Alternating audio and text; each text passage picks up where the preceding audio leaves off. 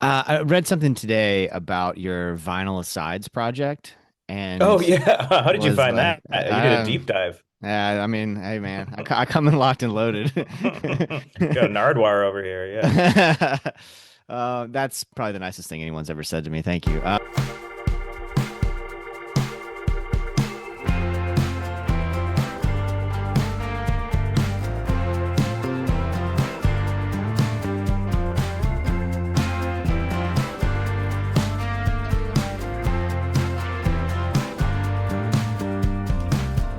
Hey there, Stanley, you doing well? Welcome to the Marinade, a free-flowing conversation about the creative process with creative people.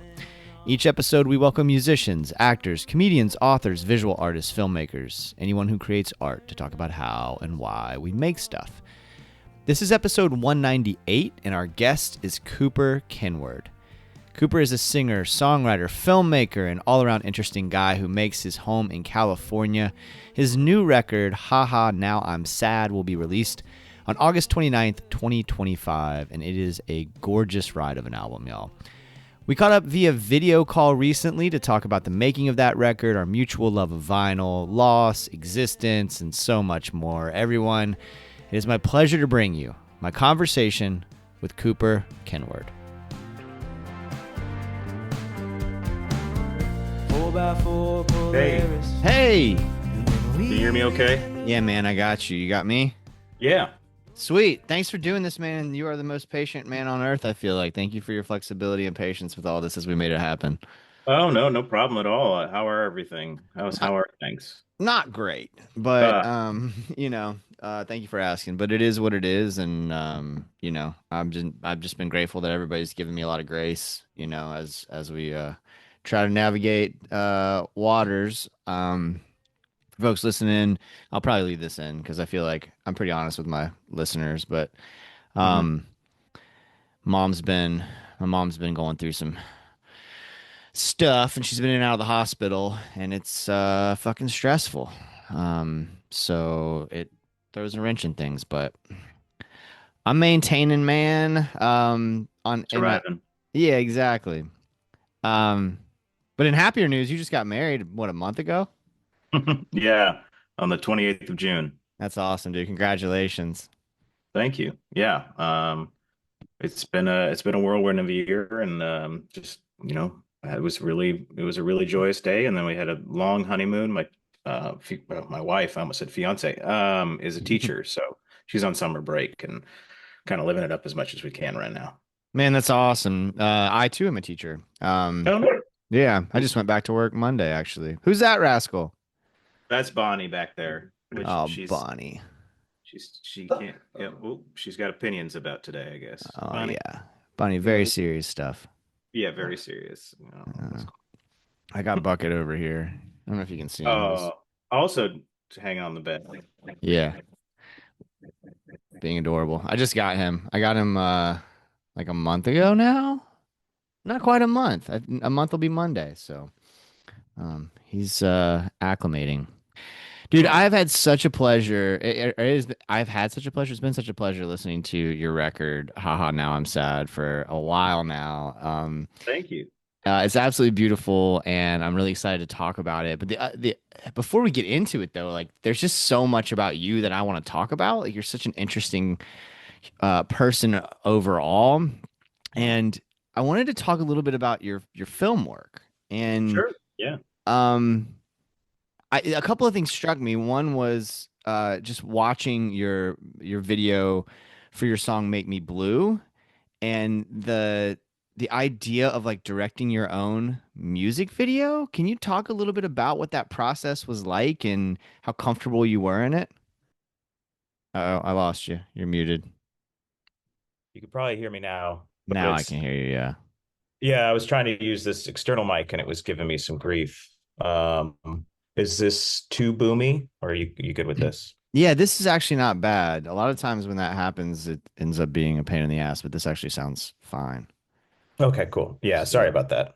No, it's all good. Well, You were paying me amazing compliments, is what I was assuming. That's what you were saying. So yeah, yeah, I was indeed. Well, what I was saying was that it was really one of the really fun things about the research of this was to kind of dive into other aspects of your creative life and to see the work that you do with film. And I thought it was fascinating to me to watch the Make Me Blue video, which I just loved the concept of and like had a lot of fun watching, and then thinking about like directing and acting in the video that's your song, like that's wearing a lot of hats at one time, and I'm just curious about that creative process for you. oh, thank you. Yeah, I mean that's something I've been making videos since I was a kid. Kind of grew up as one of those kids that found a dad's camcorder and started just sort of making stuff. So that's very like second nature to me. Honestly, I was doing that a lot more than I was doing songwriting. I went to college for film and then well, mainly theory, didn't do a lot of production, mostly writing, and then worked in San Francisco in the kind of commercial-ish production world. And then yeah, always just loved music videos. I grew up, on Spike Jones and all those Michel Gondry and all those kind of really creative forces. And just it's always been something really close to my heart. And so when I do my own music videos, it's really just more an excuse to have fun with friends and kind of mess around. Um, yeah, if I had infinite amounts of money, I would be just doing that all the time. But yeah, it's kind of an insane thing I really like doing and putting the money towards it and the effort towards it for songs when in reality, and not many people watch these things. So I really appreciate you watching it. Yeah.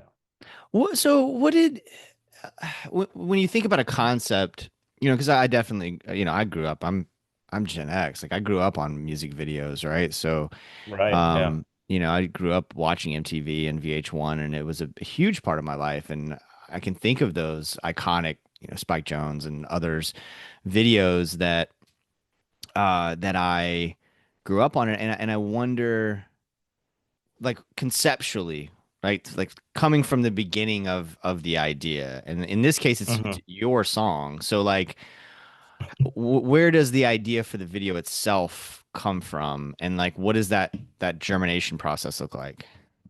Yeah. It's usually a mix of just random ideas or visuals that kind of come to my head and then circumstance. I like a lot of it just happens because of what we can do versus what we can't do. So like the Make Me Blue video, for example, a lot of that was just what was available to us. This I just started sort of jotting down little weird visual ideas that I had of this sort of a lot of older people and the sort of like riding on the back of the scooter and slow dancing. And I was watching a lot of Les Blank movies. Are you familiar with them? I don't think so. Uh, he was a sort of documentary filmmaker. He's more famous for a thing he did for Werner Herzog. He did the behind the scenes for Fitzcarraldo. It's called Burden of Dreams, about him bringing the boat over the hill. Really fascinating guy, but he made all these sort of slice of life documentaries about, or in the South, featuring a lot of musicians that I really admire, like Clifton Chenier and stuff like that. But they just have such warmth and humanity to them. And they just have such a, I don't know, it makes you really love humans. And I was just watching a lot of that and I wanted some of that warmth or sort of humanity to it. So I was like, well, let's just kind of make a weird dreamlike version of one of those things with what we have available. And so the pieces fell into place. I asked for a lot of favors from friends, the elderly people that are in, I don't know, that's not the right term, but the people that are in the music video were just sort of casted at who was available. It was friends, parents, and stuff like that. And the space was somewhere where I knew an old time band. They would play sort of like two-stepping nights there, or not two-stepping, but what's it called? Call dancing, line call dancing. And so it was just, yeah, it was a sort of a mix of things. It wasn't fully, I had this amazing vision and then I put it and it made it happen. It never really kind of works out that way. And I actually really like the process of trying to make things work with what you have. Man, that's great. I mean, I guess that I feel like, and this may be true for just about any creative pursuit, I guess, but that having to sort of work within constraints that are just sort of like naturally there, right? It's not like it's not like haiku or something where there's a structure that you have to follow. It's like there are kind of roadblocks in place, I guess, and you sort of have to work within around those roadblocks, and then there are guardrails, and you sort of have to work within those guardrails that are just naturally put into Hmm. place. I feel like there's something kind of freeing creatively about that to some extent because you sort of can't go too crazy, right? You have to sort of go, well, we don't have access to X, Y, or Z, so we sort of have to go in this direction then. That's really interesting. Yeah, and I just find it more rewarding because I mean there are less constraints and more just sort of like, well, this is what's available to me. It's like when you're in the kitchen and you have just a couple things, it's like, oh, you're gonna make something out of it. Mm-hmm. And it makes your brain figure out, like, it makes you see things there that weren't there originally. Because you're like, oh yeah, well, what if my friend, skates in the beginning because he's a good skater? It's like, well, that's more interesting than what I was going to come up with, where I'm just walking down the street normally. Mm-hmm. So, yeah, I tend to kind of just like, I guess the poetic way to say it is like, how like a river forms is because of what route it can take via the topography. So it's sort of forced around things that it's gonna like, hey, you kind of have to be a little bit of a river in that sense, where it's just sort of let whatever natural roadblocks push you in the other direction, and whatever ends up, it's good. It still can be Oh, nice. that's great. I read something today about your Vinyl Asides project, Oh and yeah, how did you was find like, that? You did a deep dive. yeah, I mean, hey man, I come in locked and loaded. Got a Nardwar over here, That's probably the nicest thing anyone's ever said to me. Thank you. yeah. Massive The respect. yeah, for sure. So I have another podcast called Life's Greatest Hits with my friend Jordan Foley, and it is a celebration of vinyl. And so we sit down and we listen to a record together, and then afterward we set up the mics and we talk about our impressions of that record. Cool. Um, and I have, 450 records or whatever I have in the other room.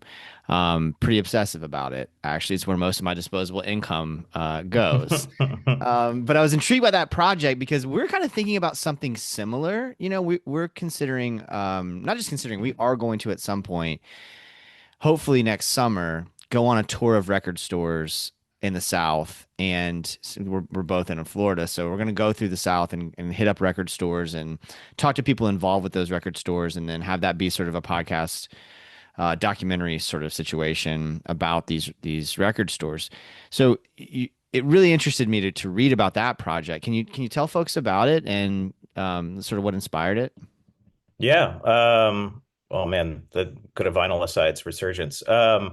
This was just sort of a weird project. A buddy who I've known for a long time, Jonathan Shiflett, he was going to school for journalism at USC, and I was just itching to film things that were iPhones, scrolling in San Francisco. So we both are avid music kind of accumulators, whether it be vinyl or just finding random stuff on YouTube that we really like. And I had been record collecting since I was a teenager, since I was like 13. And so I kind of had the bug, and we had known some people, some writers in LA, and just random people that were collectors. And it kind of snowballed from there, where it was like, well, what if we interview them and have them just talk about it? We didn't have, again, a major plan, but we ended up just sort of doing a road trip. We're like, we'll go across the country and find these collectors. And honestly, sometimes we'd find them the day of. So it'd be like, you should go over to, we'd go to the local record store, and they'd be like, well, you should go over to the so and so's house, and he has this amazing collection, and he's an interesting person. And then it was very old school in that sense, where it was like, and then we'd show up at their door and then film for a couple hours and make a little video and write a thing about it. But what I really like about the project is towards this sort of middle period, we figured out what it was, and it was really a celebration of people that use their collections or their musical knowledge to sort of generate something other than this privatized collection. You know, a lot of them would put on a music festival that was trying to find all these older artists. So that was in New Orleans, Ira Padnos put on the Ponderosa Stomp, and you'd find all these artists sort of a little bit lost to time that he really loved. And you make a music festival out of that, or you talk to, you know, Jonathan Ward, who does 78 collecting, and he works for Dusty Digital, and he's basically taking all these amazing 78s from around the globe and highlighting music that is also lost to time. And it's sort of the act of collecting as preservation, but also sharing and community. So, you know, you go to record stores and it's really, for me, the thing I love is asking for recommendations or them pointing you in directions. And it's just how that culminates in a sort of community support, I guess is what I'm trying to say. And that was the thing that really, at the end of the whole project, we're like, oh my gosh, the really that's the beauty of music, is bringing people together and sharing it. Because there are a lot of collectors, and there's no fault to that. It's to sort of sit in their dark room with their music and they just do it for themselves, and it's sort of self-soothing, and they're just trying to hoard as much music as possible. But then there's the other people that, yeah, are using it as a way of, I don't know, discovering and sharing the world, which I think is really great. God, that's beautiful. There's a vinyl night at my one of my local hangs here in my neighborhood, the Nook on Robinson, here in Hmm. Orlando, and I've never been. And tonight, that's my plan, is to go up there, and I'm gonna bring my copy of Tyler Childers' Snipe Hunter and a couple other Yeah. records I've really been feeling, because I walked in there one time, and I didn't participate in the vinyl night. I just happened to be there on a Thursday, and I guess like for a long time it was a more solitary pursuit for me. I was the guy just sitting like in my living room listening to the records by myself. And Me too. Yeah, you know, yeah. well, so I kind of want to explore that because I it relates to a question I wanted to ask you, and that is like thinking about community. So I guess I never really thought about vinyl as a community until probably until a year ago when my friend Jordan and I started this podcast. Hmm. And then what ends up happening with all these kind of interests, right, is that like you realize how many people there are out there, all these accounts that do do similar things. There's whole Reddit wormholes you can go down. There's whole Instagram wormholes you can go down, and so forth. And we've connected with a lot of people that way. Some folks that we realized are just right here, are nearby. Um, Hmm. can you talk a little bit more about community and sort of like what that feels like to you, and whether it's in the vinyl world or whether it's just like in your life in general, because we all need community right now. So, like, what sort of ways are you seeking out or building community? Yeah. Well, so I can't remember if we talked about it before, or no, we didn't. But so my partner and I lost our house or apartment to the fires in Altadena at the beginning of this year in January. And so it was big, crazy, weird, you know, everything in our life upended. And it really shifted my whole perspective on community, because that was in the end all we really had. You know, we're staying at friends' houses. We're kind of just reliant on everybody around us. And we're not great people at asking for help. That's something growing up that's, you know, we had to learn how to do better. And I also think that maybe there's a weird pull yourself up by the bootstraps mentality that gets ingrained in people. That's like, you know, you have to be an individual, you have to do everything yourself. And I don't think that's entirely true. I think the more we work with each other and help each other, the better we are. And um that really just came about after the fires, just really starkly. And that, I guess I'm kind of losing my train of thought, but like bringing that background to music, it's again, it's sort of that same thing. And listening to music, it's a cultural shared community, and it works best when we're all kind of doing it together. And I don't know, just sharing ourselves a little bit. It's a language as well. It's something that you can kind of figure out, you know, if so and so has a Tyler Childers record, you're going to have a conversation with that person, because you're going to be like, well, hey, I have this emotional attachment to that song. And what does that mean to you? And I want to talk about this. And I mean, that's just a simple, classic, like caveman exchange where you're like, you Yeah. feel this, I feel this. And I think it's just important to acknowledge that stuff and also just be less critical about that stuff. Because honestly, when I talk about music, I think we all have our formed opinions, and it's great that you can be like, well, I don't like this and sort of thing like that. But it's less of, you know, oh, I don't like this, so I don't like you because you like it. It's more learning about why they like it and what shared things you have or unshared things you have. I feel like I'm rambling, but maybe I'm No, making well, sense. you are making sense, and it's interesting because I've been thinking about that concept a lot. The idea of like the music that you like is a part of your identity, right? And if you're somebody like me or you, it's a big part of your identity. I mean, Mhm, like music is huge for me, right? I make it, I mhm, listen to it, I buy it, I talk about it, I write about it, on and on and on. And I mhm, think I'm just now dipping my toe back into. I've been single for a year, and I was in a 10-year relationship, and then I was in like a very quick, 5-month relationship. So I'm single for the first time in 11 years for like the last year. And so I just took mhm, some time to kind of not do that. And I'm dipping my toe back in the dating waters. mhm, And it's interesting because there are so many women who are really into EDM music that I'm running into, and I don't get it. And mhm, my initial reaction when I hear it is that, and I'm just gonna be transparent, I judge them. And mhm, and and I have to catch myself and be like, why are you judging them for liking a thing? Right? Like mhm, why what does that say about them as a person that they like that? Nothing really, right? mhm, And just because it doesn't hit for me doesn't mean that, and I've been trying to wrestle with like where are those attitudes rooted, right? And I mhm, think they're probably rooted in the idea that like my early understanding of EDM music was rooted in like drug culture and rave culture. And there's mhm, still a lot of that. That's true. But my attitudes about that kind of thing have shifted dramatically since I was a kid.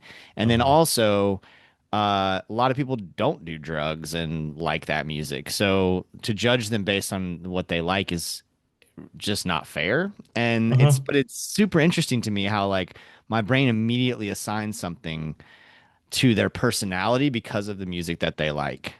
If that mhm. makes sense. Yeah, and it's sort of like, why does my brain jump to judgment instead of curiosity? Hmm. Hmm.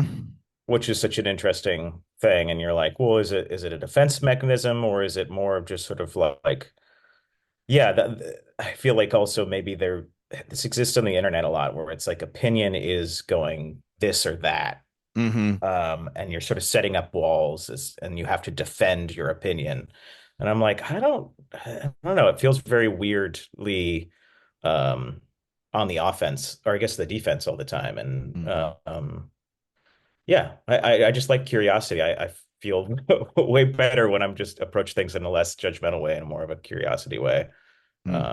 Yeah, I mean, everybody listens to weird music. I mean, if someone judged me for what I listen to, I totally understand. It's like I'd be like, you're absolutely right, and I can't defend a lot of the stuff I listen to. I'm like, great, yeah, if you don't like it, that's cool. Yeah, Well, we'll get into that later. But yeah.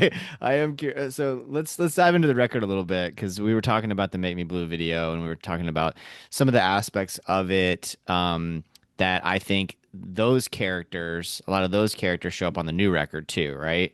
So Mm-hmm. like not necessarily the exact characters. I mean sort of the archetypes of these characters that are very relatable. Like the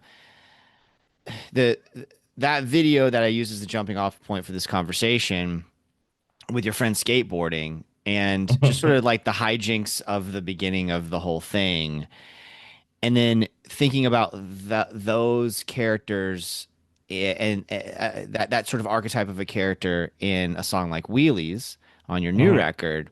That I don't know why this picture keeps coming back to me, but every time I listen to this record, and I've listened to it several times, where it says, "Heard your girlfriend is back in jail. She was mouthing off to an undercover cop wearing nothing but a sports bra." Um, I fucking love that scene, right? I don't, there's just Mm-hmm. something like very relatable about that. I can picture like my buddy's girlfriend, right? I can picture like Yeah. maybe in the exact same situation, right?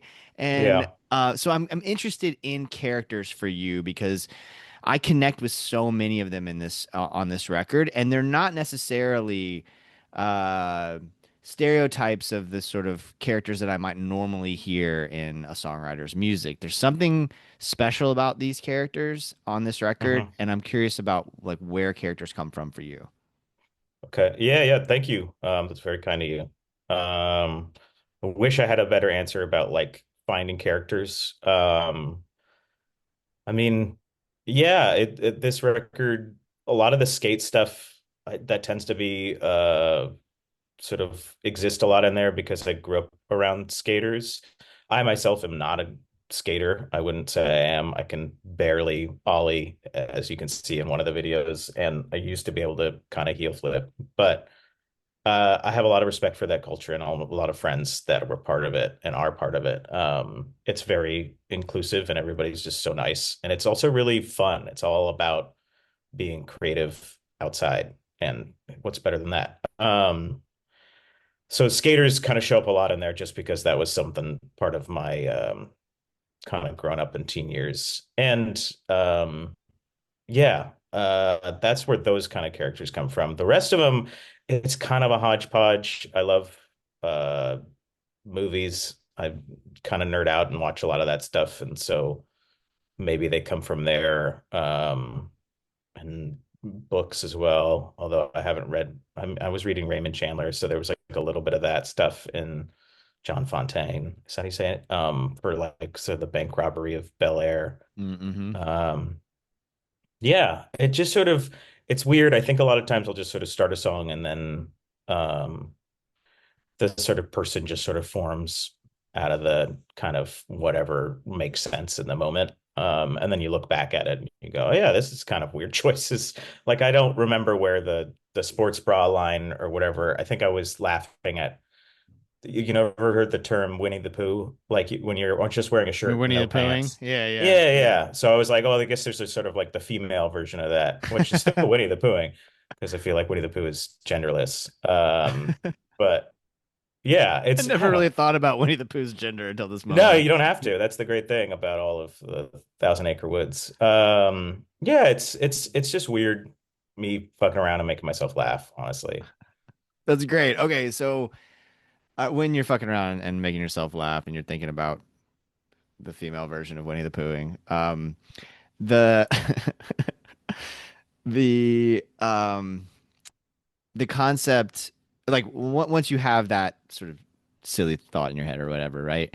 Although I don't like that I just said silly because I feel like these again these characters are people that I know, right? So like hmm I don't think there's anything silly about it. It's very relatable and and like all good music, it's helpful for me to process things through the lens of those characters. And so then the writing process, like you're there, you're fucking around. You got a guitar in your hmm hand, you're writing things down, or what does it look like? Are you recording your phone? What does it the process look like? Yeah, I'm avid voice memo, just kind of recording ideas. And then I'll go back and sometimes a song will happen or be done pretty quickly, and sometimes I'll have to kind of go back to an old voice memo and be like, "Oh, that's fun. I'll work on that." They're all different, and some songs I'll go back and I'll kind of have to hammer my way through. Others, will just sort of come out pretty easily. It's again, it's just sort of like messing around. I did when I was sort of playing in bands in high school and stuff like that, a lot of the times I just sort of make up songs on the spot.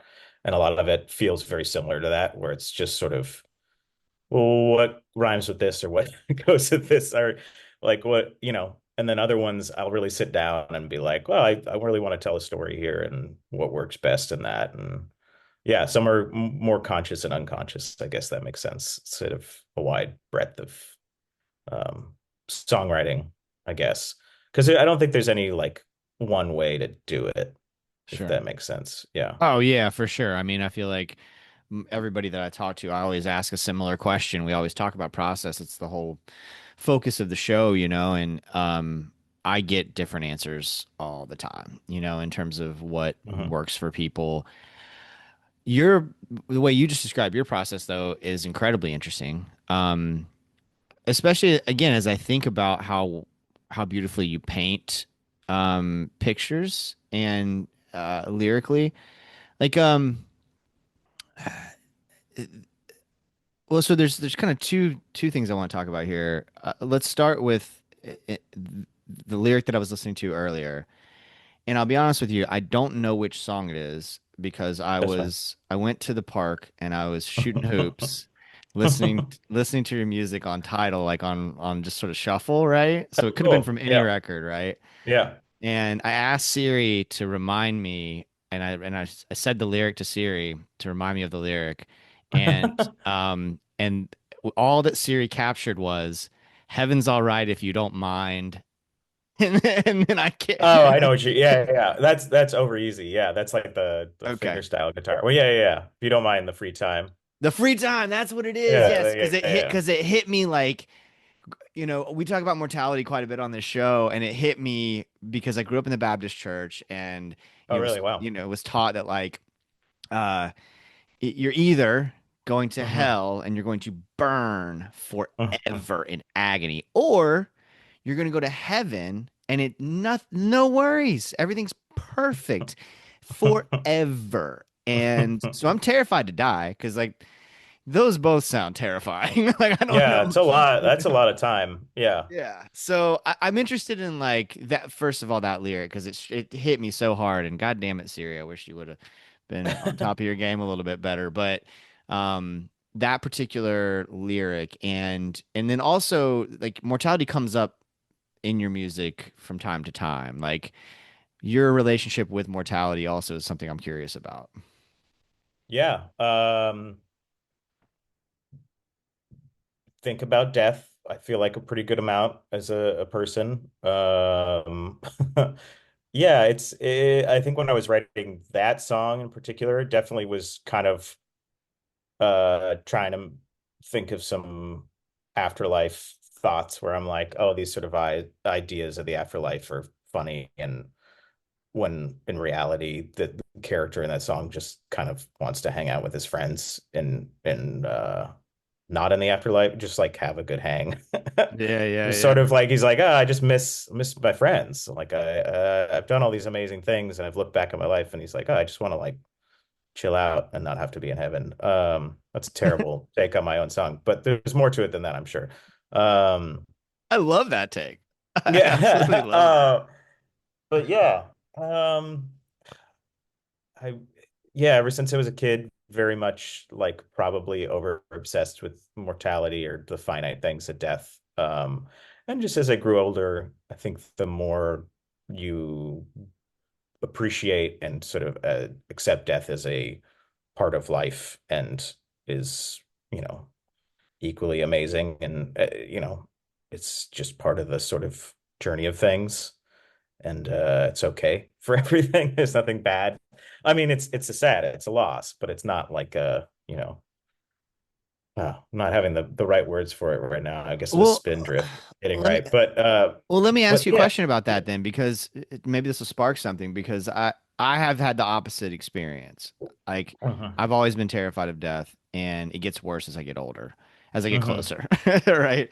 So like, and one of the things that hit me about that lyric is that like it's important for me to have places to be and people to be accountable to, so that I'm not constantly thinking about my own death, right? And Hmm. mortality, not just mine, but just mortality in general, right? Hmm. So like I just started this new job and the beginning of the job is not it's not going very well. Like I'm not happy with it, but Hmm.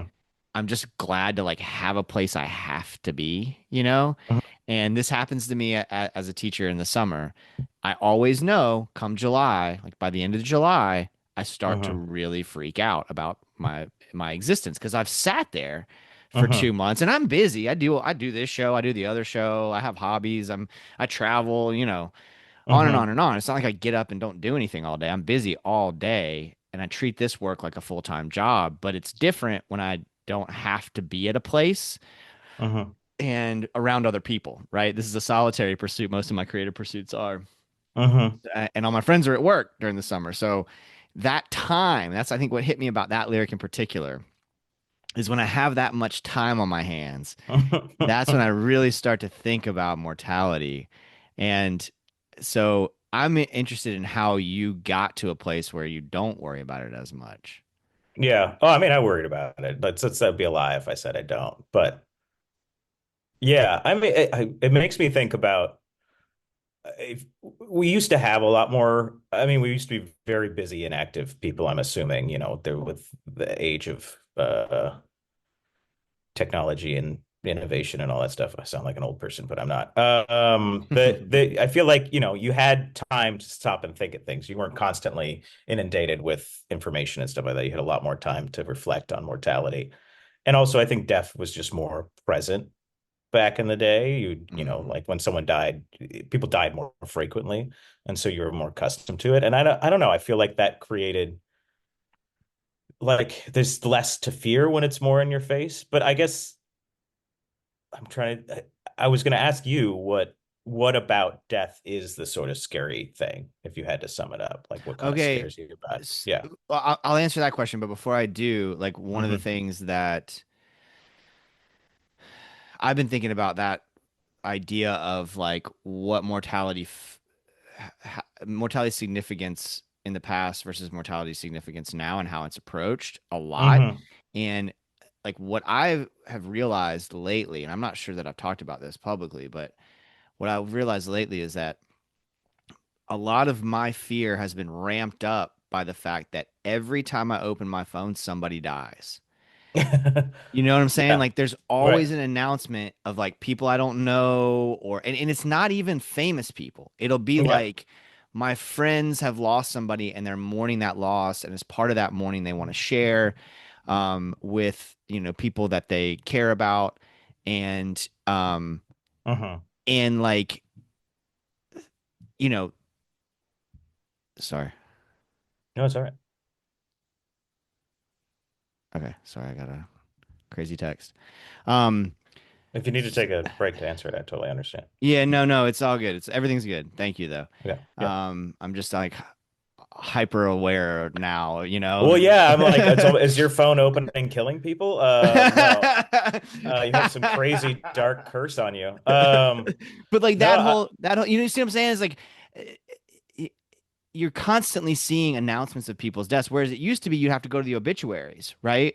And then right. you Or your family member would tell you or about it. your Like family it's would like tell you. there's no dialogue anymore, right? You're just seeing the information, but versus someone like telling you and like talking about it, and then you get to reminisce about the person, or you Yeah. get to like you're there in person and you get to mourn the person in front of you. Like a But friend of mine passed away yeah. recently, a fellow podcaster, and Uh-huh.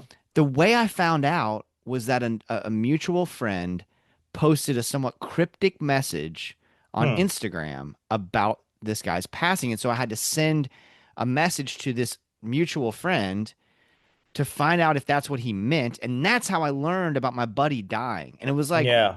fuck, this That's is very, weird. it's weirdly removed. Did you get to talk to anybody after it, or like, did you get No, a? no, I Yes. just a solitary morning, just crying by myself in Nashville this summer, Yeah. like Yeah. I mean, yeah, and in a it's like, deli. yeah, it's just weird how we receive the information that it is kind of. I'm sure it's like receiving something in the post. I just, you got a letter that so and so passed, and you're just gonna stuck to mourn it on your own. Yeah, I mean, that's the. I don't want to go back to the what about the death? Is it it's the sort of finite mortality of it that's like very scary or uneasy, or is it just that how Yeah. prevalent it is, or Well, what? yeah, I mean, I've unpacked it in therapy a lot and like I think there's the unknown of it is the big thing. Having and the church has everything to do with it. Like Mm, the fear is rooted in growing up in the Baptist church and it's caused a lot of mm, problems for me in terms of my attitude toward religion and toward Christianity specifically.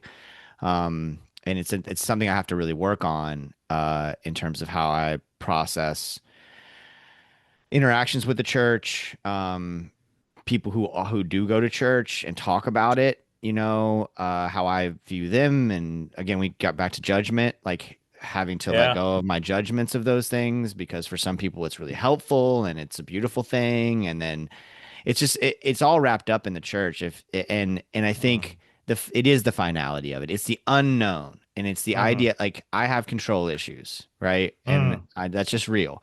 And I Yeah. work on it all the time, work hard on it, Hmm. but it's real. And it's part of my disillusion with this new job that I have.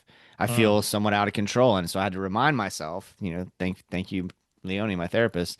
I had to remind myself. Shout out to the therapists out Yeah, there. shout out Leonie. She gets a fair number of shout outs on this show, deservedly so. But I have to be reminded of I can only control certain things, right? And Hmm. so that's where all that comes from.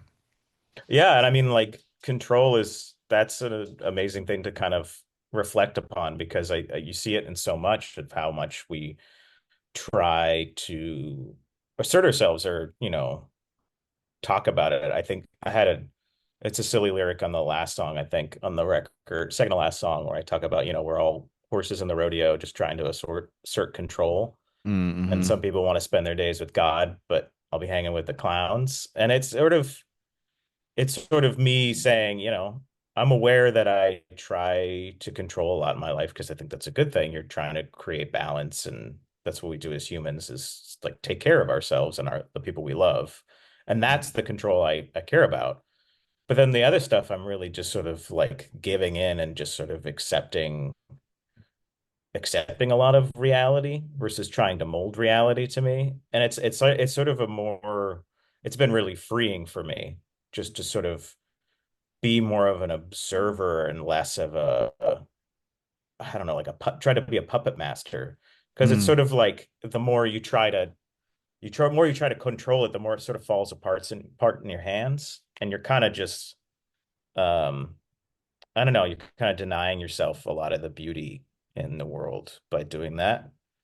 Or just allowing yourself to sort of, I don't know, sounds really like Buddhist, but sort of things like flow through you. I don't know, I'm not a Buddhist or anything like that, and I haven't read a lot about that. But yeah, it gets I get pretty I don't know, I really do connect with the idea of, you have to let go of control sometimes. And Yeah. it's really freeing. It's I don't know, even in the smallest ways, like you're doing a group project or you're cooking with someone in the kitchen, and you're like, oh, I'm not going to tell them what to do half the time, and let's see what happens. I don't know, because it's like what in the end, what if someone makes a mistake or something kind of falls through, unless we're surgeons or doctors and someone's Yeah, life is literally in your hand. It's a whole yeah. other scenario. Yeah. But for a lot of this stuff, I'm like, the stakes couldn't be lower.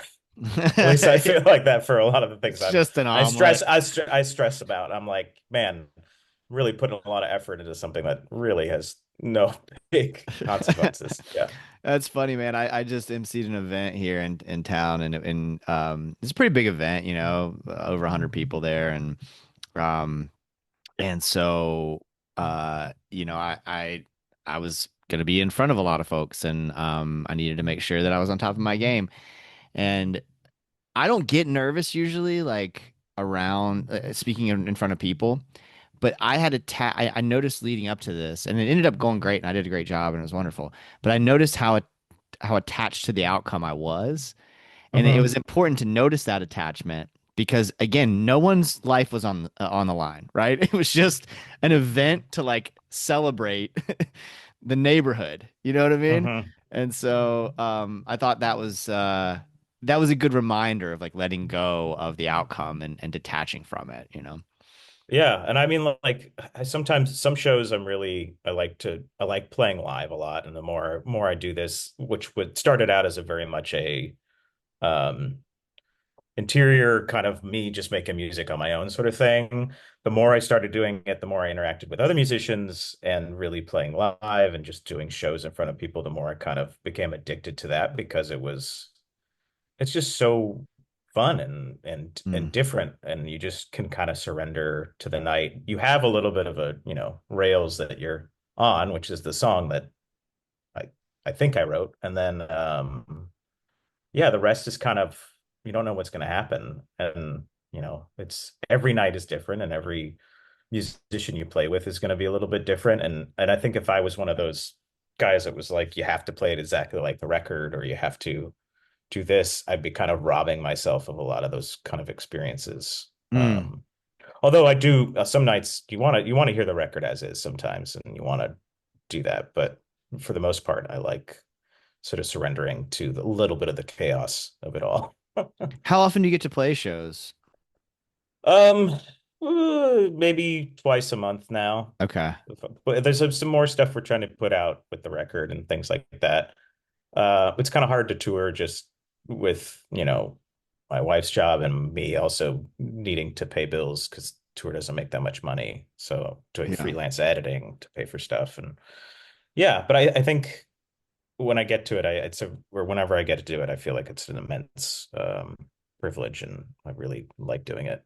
I'm very envious of those people that are on the road all the time, but also not, because it sounds also like, there's trade-offs, obviously. Yeah, yeah. That's every time I go on the road I mean, I have yet to go on the road to play my songs, but like I do a lot of podcast work on the road and a fair amount, especially during the summer. And every time I go, I really romanticize it. Like it does feel incredible to me, and I love being out there and I love being on the road. But uh, I don't have a wife, and I don't have like my day job ends in early June and then picks up again in August. So Yeah. during the summer, I'm still getting a paycheck, and it's a lot easier to do it that way. The economics work out for me, where versus if Yeah. I had to be working the whole time on the road. Yeah. And there's that, like, what was that recent thing of it's like the baseball announcers where he's like having an existential crisis. Have you seen this clip?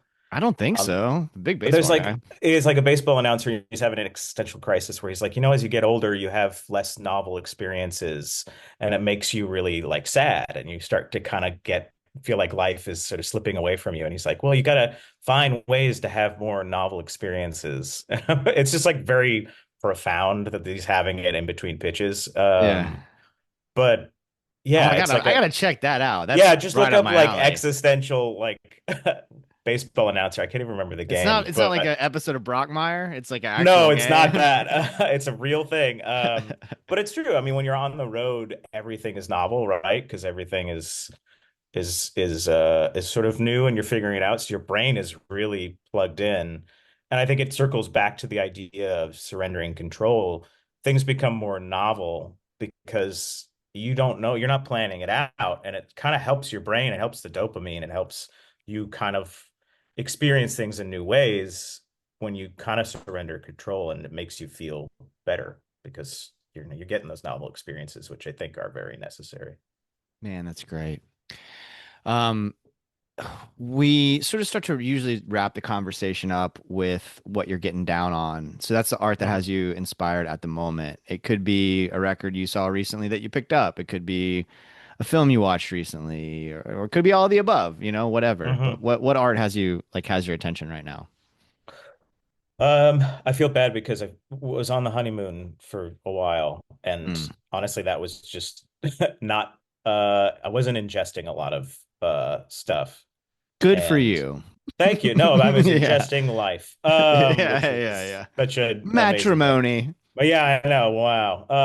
Really rubbing it in. But since I've come back, I've been trying to listen to a lot of the newer stuff coming out. Like I like the new Wednesday tracks, and Mm-hmm. Elderberry wine, man. That song is it's just yeah, Flory, they're really fun. I've been going back to Drive By Truckers because I was like, oh, this is fun. Let's see what else I got in there.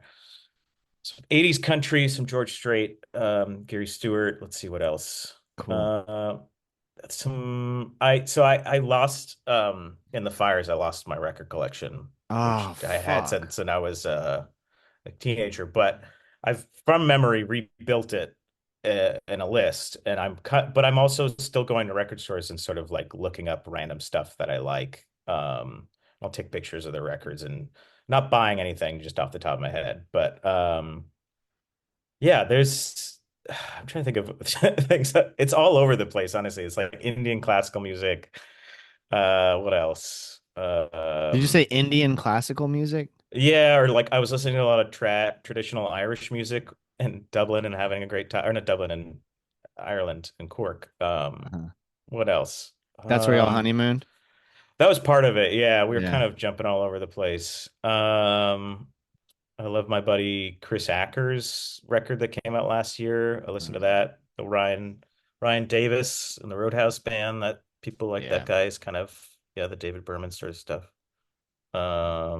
Yeah, it's kind of All all that over the stuff. place. He's on Dialback Sound, I think, and all that stuff that Bobby Matt Patton's doing. Those records are really cool. All those artists. He's got a handful of them. You guys are doing something really cool with Soggy Anvil Records too, by the way.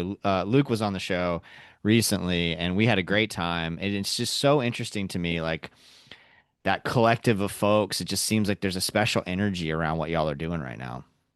Yeah, I mean that's all Luke. He's a machine. He's probably the most prolific person I know.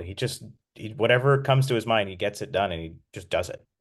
Amazing. It's kind of it's very inspiring, and I'm just meeting him randomly. I just emailed him about doing a back in the garage thing several years ago, and that's how we met. And he was like, "Oh yeah, I like your music," and I'm sort of one of the first people to really be like, "Hey," like directly to me, "Hey, I like what you're doing."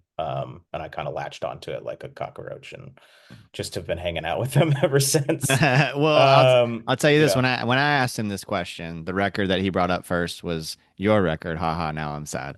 Oh, thanks. Yeah, he again, it's nice to have a cheerleader in your corner, and it's double special to have someone that you also really love their art for. I mean, he's an amazing painter, songwriter, poet, photographer. He kind of just does it all, and it's all very much him. It's there's no one Mm, else that can kind of do it. yeah, Um, yeah, I just, really respect the guy, and love him as a friend. And yeah, it's really grateful to be sort of part of this Soggy Anvil crew. I mean, Gil and Dylan and everybody that keeps sort of adding and joining the ranks. I mean, I think they were there before me, but they're all just great, and they're all good people. We're all friends, and I'm like, again, it feels like a community thing. We're all just here to have a good time and keep making stuff, keep making that's shit. awesome. Well, please keep Yeah, making shit. This shit that you made with this record is fantastic, and I'm really excited for folks to hear it. It comes out on August 29th, if I'm not mistaken. that is correct. Thank you. Yeah. Man, it's been such a pleasure. Thank you so much for your openness and for such a wonderful conversation. It's really nice to connect with you. No, thank you for letting me ramble on this thing. Honestly, it was really sweet, and I've taken the time. I know you got a really kind of a lot of stuff going on right now, so I really appreciate, spending an hour to talk to a rambling man from California. So Awesome. Thanks, man. Well, have a great rest of your day. And yeah, you we'll talk. too. I hope to see you soon. Yeah, I hope so. We'll meet in person. All right. That sounds great. All right, Take care, bud. Jason. Bye. Later. Cooper Kenward, y'all. Thank you so much, Cooper. Thank all of you for listening. The song you're hearing in this episode is Wheelies from Cooper's wonderful album, Haha, Now I'm Sad, which will be released on August 29th, 2025. Find Cooper's music wherever you stream and at bandcamp.com, which is where I'd recommend you go. You can even pre-order one of a limited run of vinyl. 100 copies, I think, maybe have been pressed, I believe, if I'm not mistaken. Also, that's just such a great way Bandcamp is to support artists. Follow him on the socials as well, y'all. Connect with his filmmaking at cooperkenward.com, marinadepodcast.com for all things The Marinade. Follow us on all the socials. We're even on Facebook. We're on Spoutable, kind of sparingly. We're on all the things. Come over to Blue Sky if you're sick of all the fascists, even though they're fascist adjacent, but not as deeply fascist as, say, Elon Musk, right? They're not literal Nazis. So, that's what I tell myself, at least, as I'm over on Blue Sky. But hey, I've been leaning into the socials lately and just saying, fuck it, let's have some fun. And it's been nice to connect with people. Subscribe and give us a 5-star rating on your podcast app. Tell a friend about the show. These are all free ways to support the Marinade. Go do that now while you're listening, please. It makes a huge difference for us and costs so little of your time and energy. Also, please follow Life's Greatest Hits on all the socials. We're on Twitter, Instagram, Blue Sky, YouTube, so you can get updates about my other podcasts with my dear friend Jordan Foley. Life's Greatest Hits is now 12 episodes deep, y'all, and the latest episode features the album Snipe Hunter, the instant classic Snipe Hunter by Tyler Childers. It was a blast to make, and we're just so thankful that y'all are along for that Life's Greatest Hits ride. If you really like what I'm doing here with this Marinade thing, please consider joining our Patreon community. Just $2 a month, y'all. You can gain access to Patreon-exclusive content like our show Jason's Journey, where I talk about the moments that shape my creative life and provide a window into the process of making the Marinade. If you've ever been curious about the Patreon, dip your toe in. You can try a free trial. See if you like it. No pressure. Try it for 7 days. Set a reminder on your phone in case you want to cancel. Keep going if you dig it. If you don't care for Patreon, we're posting the same stuff on Substack as often as I can. Pick your preferred platform, y'all, and support the show that way. If you want to support the show financially, but you don't want to commit to a monthly subscription, I totally get that. You can Venmo or PayPal us. It's just at the Marinade. All the money goes right back into the making of the show. Bonnaroo for the 3rd year in a row. Getting to travel to Orange Blossom Review. All these wonderful conversations happen because of the generosity of our listeners, and I'm really, really grateful for everybody who listens and spreads the word about the Marinade.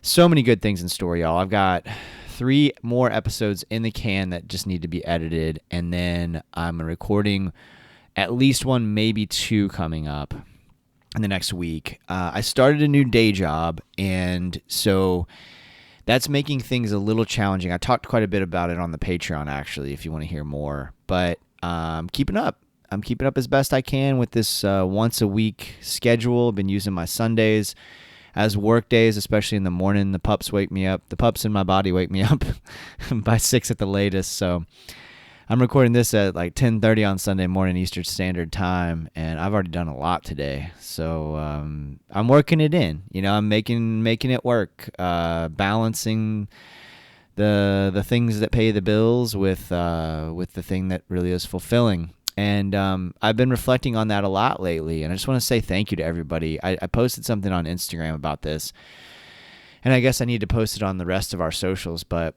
I'm just so grateful for this work. I'm wearing a shirt right now. It's a Hannah Harbor shirt. It says "Sorry, Darling" on it, after one of my favorite songs of hers. And there's a picture that, for whatever reason, my phone continually reminds me of me right when I was really going through the breakup of my marriage, essentially, my partnership. And I was looking at that picture, and then I just was looking at myself in the mirror today, wearing the same shirt, and it's unbelievable how much better I feel now. Like, when I look back at that guy and think about the shit he was going through, it's not all sunshine and rainbows right now, but my life's pretty fucking good. And a huge reason it's so good is the creative work. And y'all are a big part of that. And I just want to say thank you to everybody who listens to this show, who shares something on socials, who sends me a message on socials, emails me, sends me something in the mail. Y'all, I'm just, thank you. Thank you so much. And if you don't use social media, or you don't want to send me a message that way, marinadepodcast.com has a place where you can send a email. And that address is just marinadepodcast@gmail.com. You can also call the Marinade's official number, or text the Marinade's official number. That's 407-900-9158. That's 407-900-9158. Don't hesitate to do that, guys. If you want to reach out to me, leave me a voicemail. That'd be cool. And, once again, thank you guys. Thank you so much. Above all, so thankful for you, that you listen, you spread the word. And until next time, go out and create something. Cheers, y'all.